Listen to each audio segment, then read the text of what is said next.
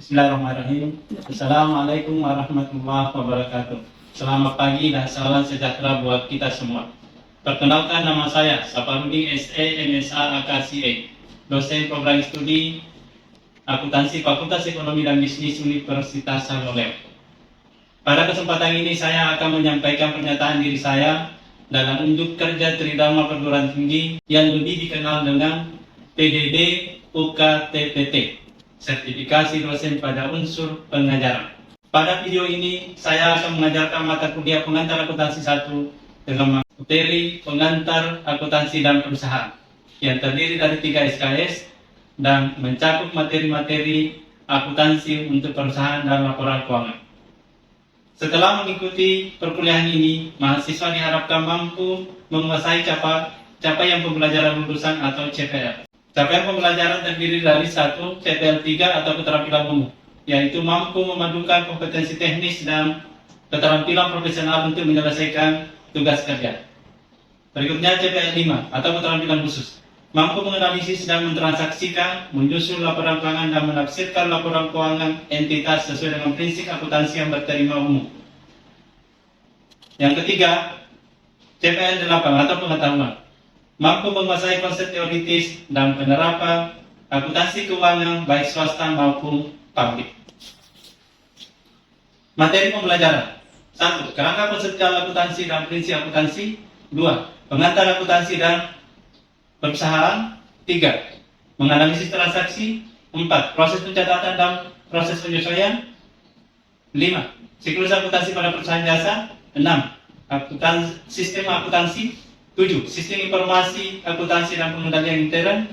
8. Pelaporan dan analisis atas persediaan. 9. Akuntansi atas piutang. Dan 10. Akuntansi aktiva berujuk dan aktiva tidak berujuk. Referensi utama. Yang pertama adalah Warren Reed, Dukcak Wahyuni Yusuf, tahun 2021, pengantar akuntansi 1 adaptasi Indonesia edisi 4 Salemba 4 Jakarta. Kemudian referensi tambahan Taskar Tikadi dan kawan-kawan 2016, akuntansi keuangan berdasarkan SAK berbasis IFRS edisi 2 IAI Jakarta. 2. Henry Simamora, akuntansi Salemba 4 tahun 2000. Materi yang disajikan atau diskusikan selama perkuliahan selama 16 kali pertemuan. Perkuliahan dilaksanakan menggunakan pendekatan metode pembelajaran kooperatif dan kolaboratif. Penilaian dan evaluasi hasil pembelajaran terdiri dari tugas, kuis, UTS, dan UAS. Tugas diberikan setiap pertemuan, kuis diberikan setiap awal perkuliahan untuk mereview apakah materi yang telah diberikan dapat diterima. Kemudian UTS dilaksanakan pada pertemuan ke-8 dan UAS dilaksanakan pada pertemuan ke-16 sebagai dasar untuk mengukur pencapaian evaluasi CPL. Sekian pemaparan saya. Berikut ini adalah video pengajaran pada pertemuan kedua dengan materi pengantar akuntansi dan perusahaan yang saya adakan di dalam kelas. Sekian. Wassalamualaikum warahmatullahi wabarakatuh. Assalamualaikum warahmatullahi wabarakatuh. Waalaikumsalam warahmatullahi wabarakatuh. Selamat pagi. Oke, apa kabar semuanya? Oke, jadi hari ini kita akan melanjutkan perkuliahan pengantar akuntansi. Jadi saya kembali bahwa minggu lalu kita telah belajar. Jadi sebelum saya lanjut ke perkuliahan hari ini, saya dulu masih ingat tentang pengertian akuntansi masih? Coba, siapa yang bisa katakan? Ya, silakan berkirim. Jadi perkenalkan, nama saya Tia Prabowo dengan ID 1C12202. Jadi menurut pemahaman saya, akuntansi adalah proses pengidentifikasian, kemudian pengukuran, pengklasifikasian, pencatatan dan penyajian transaksi-transaksi yang berhubungan dengan kegiatan keuangan yang nantinya outputnya itu menghasilkan laporan keuangan yang dapat digunakan oleh berbagai pihak yang berkepentingan, baik itu pihak internal maupun eksternal, yang dijadikan sebagai acuan atau sebagai dasar dalam mereka mengambil keputusan. Baik, itu saja yang dapat saya sampaikan. Terima kasih. Oke, terima kasih. Ya, jadi yang namanya akuntansi itu adalah seni. Makanya ketika kita menulis harus ada seninya. Seni melakukan pengidentifikasian, pencatatan, pengelolaan, verifikasi penginterpretasian dan pelaporan transaksi keuangan yang digunakan sebagai dasar pengambilan keputusan bagi pihak-pihak yang berkepentingan. Nah, itu sebagai ya, jadi ini. Nah, oke, kita lanjut. Untuk pertemuan kedua ini kita akan membahas tentang akuntansi dan pengacara akuntansi dan perusahaan. Jadi kita lebih fokus pada perusahaan. Nah, apa-apa yang kita akan pelajari sekali jelas. Jadi mulai dari karakteristik, jadi memberikan karakteristik sebuah perusahaan, memberikan pihak-pihak yang berkepentingan terhadap laporan perusahaan, memberikan pentingnya etika bisnis dan prinsip-prinsip dasar perilaku etis, kemudian membuat persamaan akuntansi dan menjelaskan unsur-unsurnya, kemudian memasukkan ke dalam transaksi ke dalam persamaan akuntansi, kemudian yang terakhir menyusul laporan keuangan. Jadi paling tidak ini yang Anda harus pahami. Ya. Jadi sekali lagi bahwa belajar akuntansi itu sebuah seni. Makanya jangan kita ada sebagai sebuah keterpaksaan sebagai seni, karena belajar tidak belajar tetap Anda melakukan akuntansi dalam kehidupan sehari-hari. Oke, kita lanjut ya. Jadi yang pertama kita belajar tentang perusahaan. Masih ingat apa itu perusahaan? Ada yang tahu apa itu perusahaan?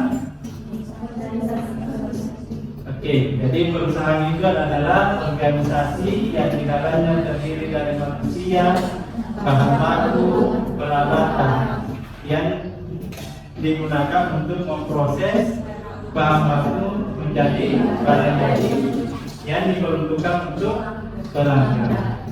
Ingat, jadi perusahaan itu pasti ada produknya, baik itu jasa maupun produk. Jadi yang jelas saja dihasilkan. Kalau tidak ada maka itu bukan perusahaan.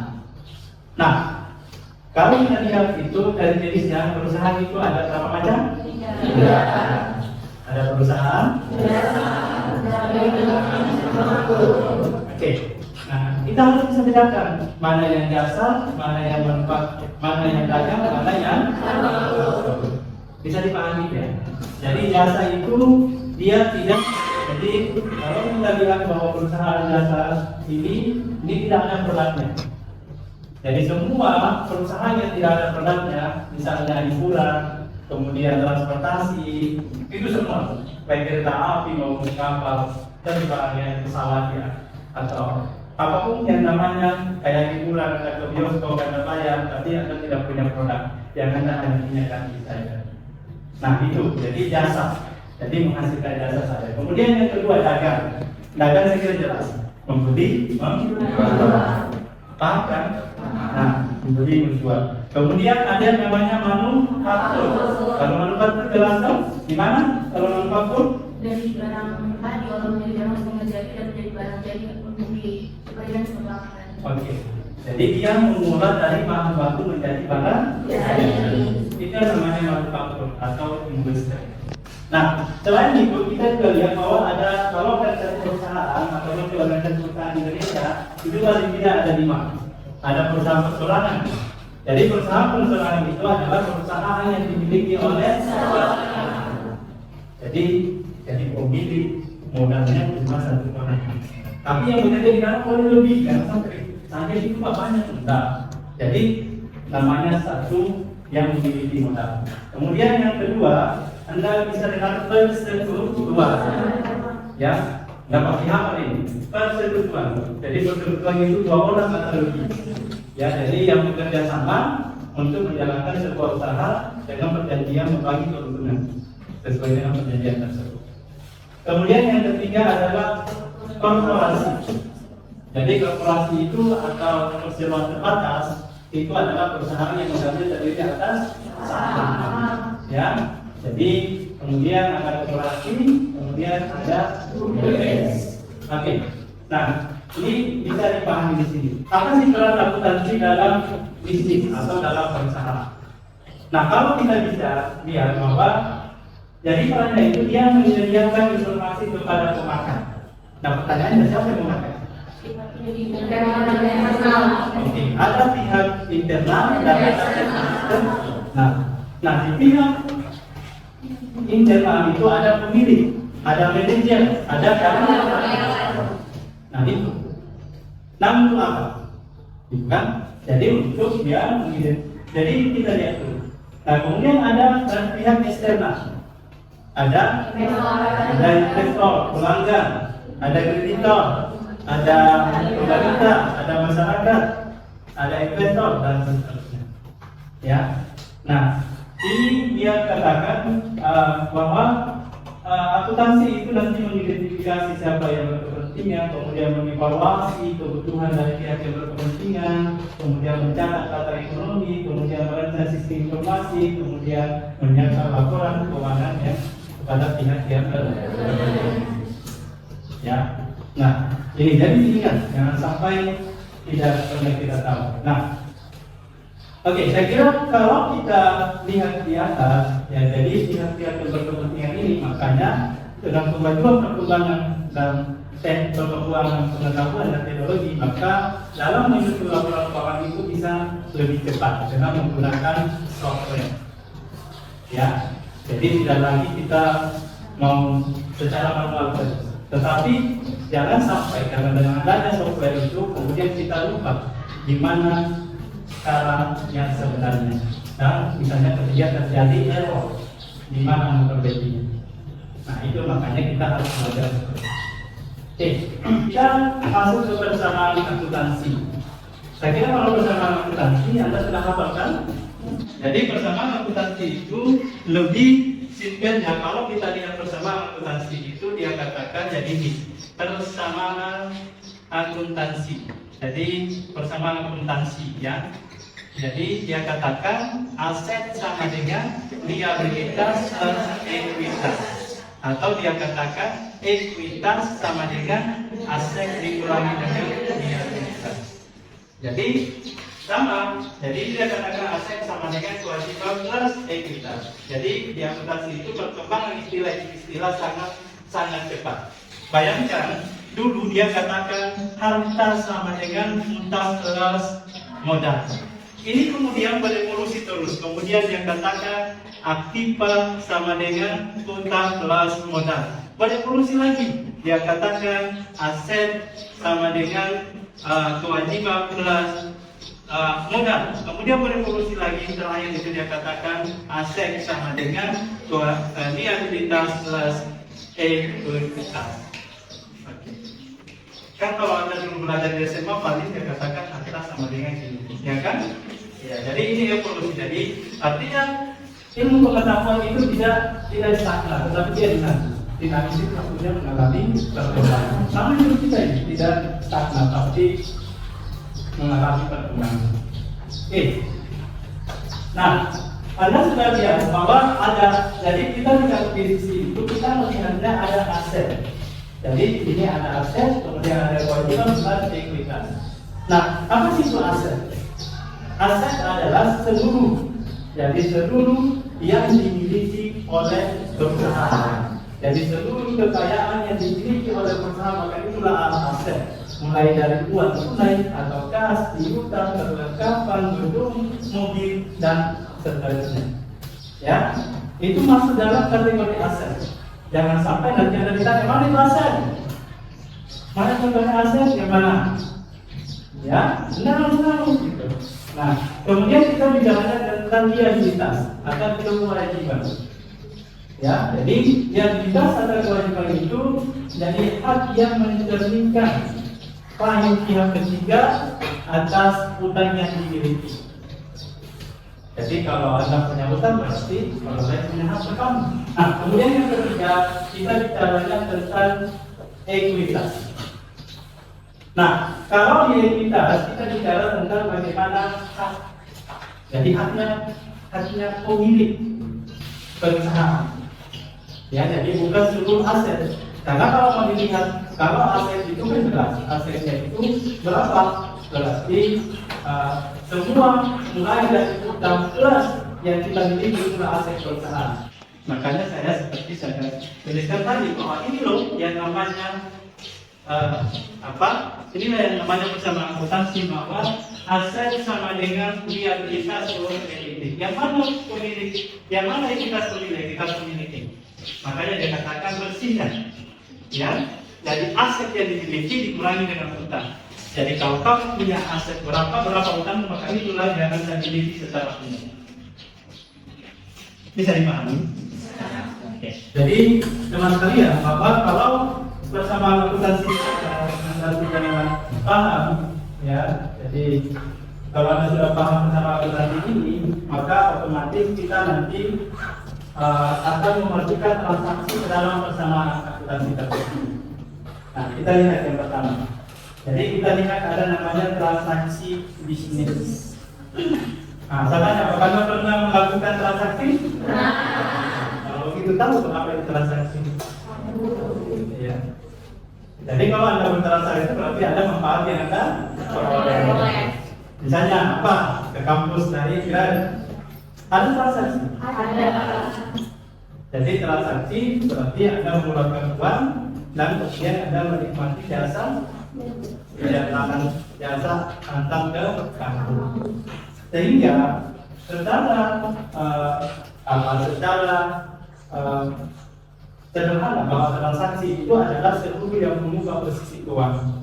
Jadi ingat, transaksi baik bersamaan maupun jumlah itu paling tidak 2 atau lebih akun yang berpengaruh. Ya. Nah, kita lihat ya. Jadi cepat ini misalnya ada contoh transaksi yang paling mudah. Ini kita bicaranya tentang perusahaan jasa. Ya. Nah, dia katakan ini Kriswal menjadi perusahaan dengan nama Next Solution. Jadi Next Solution. Jadi yang pertama ketika dia buka perusahaan itu, dia kemudian membuka rekening atas nama Next Solution dengan menyetor dana sebesar 25.000. Nah, kalau seperti itu ingat, jadi ada uang yang keluar. Itu kalau kita membuka usaha maka nantinya kita membutuhkan modal. Jadi ini kita lihat aset plus ekuitas. Nah, apa yang bertambah? Maka ada kas. Jadi kas. Kalau yang bertambah maka ditulis misalnya dia katakan $25.000. Nah, selanjutnya dia katakan ada transaksinya lagi, dia membeli pertama tetapi secara kredit. Kalau kredit apa istilah biasanya kalau kredit? Nah, kalau membeli secara kredit apa yang bertambah? Utang bertambah. Apa lagi yang bertambah? Nah, ingat. Jadi kita memperoleh perlengkapan, tapi kita juga memperoleh utang. Maka kita lihat ininya, maka ada item perlengkapan bertambah sebesar. Jadi utang bisa juga bertambah karena belum dibayar. Paham ya? Oke. Selanjutnya, dia katakan dari perusahaan yang dia jalankan itu dia memberikan jasa dan memperoleh pendapatan sebesar $7.500. Nah, kalau dia memperoleh pendapatan apa bertambah? Apa lagi? Jadi kita lihat, jadi maka nanti kita lihat dari sisi ini maka ada kas bertambah sebesar 7.500 dan pendapatan sebesar 7.500. Nah, kita tinggal lihat dari sisinya. Jadi mana tidak? Oke, nah kita lanjut. Nah, dia katakan ketika perusahaan ini beroperasi maka ada biaya-biaya yang dikeluarkan. Jadi tidak mungkin ada perusahaan tidak ada biaya, pasti ada. Nah, biaya yang pertama dia katakan ada gaji, ada sewa, ada utilitas, dan ada peralatan. Nah, ini yang kita harus pahami. Nah, kalau kita mengeluarkan kas berarti kita, jadi kalau kita membayar beban berarti kita mengeluarkan kas. Maka ini ada dua yang berpengaruh. Ada di sisi kas dan ada di sisi ekuitas. Kan kita bayar berarti modalnya kita jadi kasnya berkurang, modalnya berkurang. Tambah berkurang. Iya, dipahami loh ini. Ya, ini dasar sekali, tetapi sebenarnya Anda tidak paham. Ya, nah, karena ini mengurangi, maka otomatis kita kurangkan sehingga kita lihat dari sisi balansinya. Jadi keseimbangannya. Jadi ini di bawah ini, saldo ini semua harus seimbang. Kalau tidak seimbang, maka itu problem besar. Ya, oke. Selanjutnya dia katakan karena dia berhutang tadi dia bayar. Dia bayar hutangnya tapi tidak semua. Iya kan? Ya dia bayar hanya 900. Berarti apa yang berpengaruh? Apa lagi? Jadi lihat karena dia berpengaruh masing-masing mengurangi kas kan mengurangi kas. Membayar hutang berarti udah kita berkurang. Nah sehingga nanti kita lihat saldonya sama dari sisi balancing. Ya kan? Nah yang terakhir, yang sama kalau kita mendirikan perusahaan tiba-tiba ada keperluan kita ambil uang. Ya kan? Jadi dia katakan kita lihat dari sisi perlengkapan dulu. Ya, dari sisi perlengkapan. Dari sisi perlengkapan waktu kita beli itu nilainya sebesar 1.350. Ternyata di akhir periode sisanya tinggal 500. Nah, teman-teman sekalian, kalau seperti ini maka kita melakukan perhitungan. Jadi, Anda lihat, dari waktu kita pembelian itu pembelian sebesar 1.350.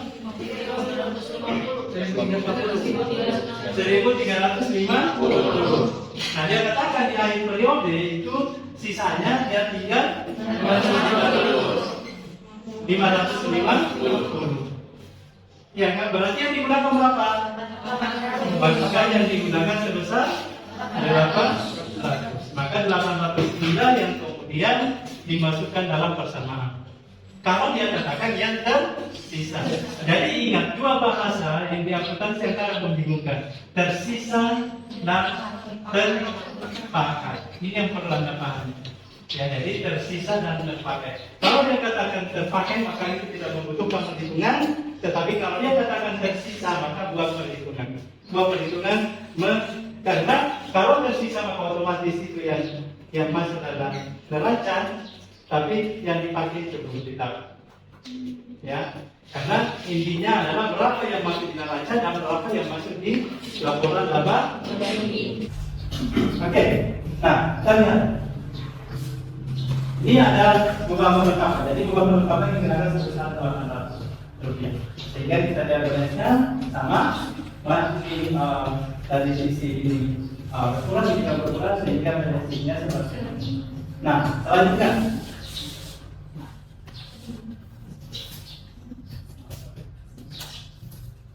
Oke. Nah, dia katakan pada akhir bulan ada pengambilan uang untuk kepentingan pribadi. Ya kan? Jadi ada pengambilan uang untuk kepentingan pribadi. Nah, kalau kepentingan pribadi berarti apa yang tidak berkurang? Dia ada masuk berkurang, apa lagi berkurang?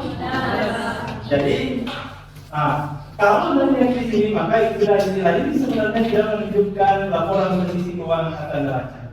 Nilai bawah ini menunjukkan neraca secara tidak langsung. Ya.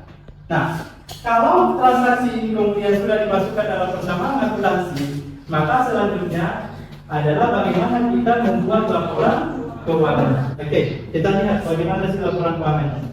Jadi kalau ditanya apa produk akuntansi? Laporan keuangan. Yang mana itu laporan keuangan?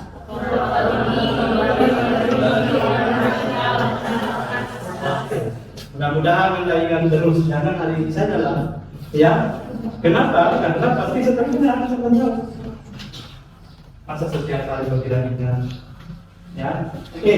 Jadi, nah Anda tahu juga apa itu laporan laba rugi? Coba, siapa yang tahu pengertian laporan laba rugi? Iya, silakan. Laporan laba rugi adalah laporan yang menyediakan rangkuman terkait dengan pendapatan dan beban. Oke. Jadi laporan laba rugi adalah laporan yang menggambarkan atau berisikan rangkuman pendapatan beban pada periode waktu tertentu. Ingat pakai periode waktu tertentu. Karena neraca juga beda. Ya, nah itu. Nah sama misalnya ekuitas pemilik sama. Jadi laporan yang menggambarkan perubahan ekuitas pemilik yang disebabkan karena adanya laba dan peraih. Itu saja pada periode waktu tertentu. Jadi yang pakai periode waktu tertentu itu selain neraca atau laporan spesifik. Ada yang menanyakan soal ini? Silakan, ada yang mau bertanya?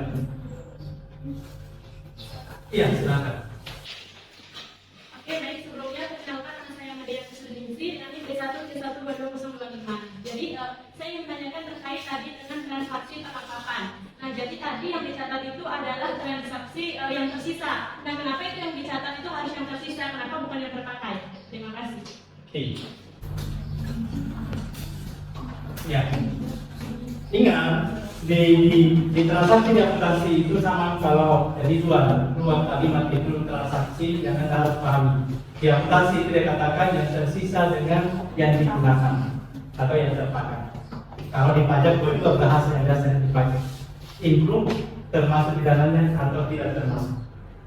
Jadi pajak itu include yang termasuk di dalamnya pajak apa atau dia tidak sebutkan sama sekali. Itu yang penting dipahami. Nah, kalau di akuntansi itu dia katakan terpakai atau tersisa. Nah, kalau tersisa kan kayak perlengkapan. Perlengkapan itu nantinya dua item yang dia masuk. Ada yang masuk di laboratory, ada yang masuk di neraca. Yang tersisa itu itulah yang nanti masuk dalam neraca atau laporan posisi keuangan. Tetapi karena kita beli 5, tersisa 2 berarti ada yang digunakan. Atau ada yang terpakai itulah yang menjadi beban perlengkapan. Itulah yang kemudian masuk di laporan apa? Bisa dipahami? Kita evaluasi dulu. Hari ini ada coba siapa yang bisa kesimpulan hari ini yang dari paham hari ini ada yang bisa coba salah satu dari kalian siapa? Ya, singkatnya saja terus semuanya. Jadi saya perkenalkan diri terlebih dahulu. Perkenalkan nama saya Siti Anugrah Hawiya dengan NIM J1J1 Jadi kita telah mempelajari tentang pengantar akuntansi dalam perusahaan, yang dimana dalam pengantar akuntansi itu ada 3 jenis perusahaan. Perusahaan jasa, dagang, dan manufaktur yang melibatkan beberapa transaksi, yang dimana transaksi tersebut kita akan input dalam laporan keuangan yang menjadi inti dari transaksi-transaksi yang terjadi dalam 3 perusahaan tersebut. Laporannya itu meliputi laporan laba rugi, kas pemilik, laporan neraca, dan laporan arus kas. Kurang lebihnya dari saya sekian dan terima kasih. Oke, makasih. Jadi kesimpulannya bahwa yang kita pelajari itu adalah kita bicara tentang akuntansi dan perusahaan. Jadi hasil akhir dari akuntansi itu adalah laporan keuangan. Laporan keuangan yang dimaksud itu adalah laporan laba rugi, perubahan likuiditas, kemudian laporan posisi keuangan neraca dan laporan arus kas. Inilah yang nantinya kemudian digunakan sebagai dasar pengambilan keputusan bagi pihak-pihak yang berkepentingan. Oke, saya kira yang bisa kita sampaikan hari ini. Insya Allah kita lanjutkan minggu depan, ya. Jadi saya berikan tugas sebagai para pelajar di rumah, silakan dikerjakan soal-soal yang ada di buku dari halaman 30 sampai 41. Oke, bisa dipahami? Bisa. Oke, jadi dengan ucapan alhamdulillahirobbilalamin, kuliah hari ini kita tutup secara resmi. Assalamualaikum warahmatullahi wabarakatuh.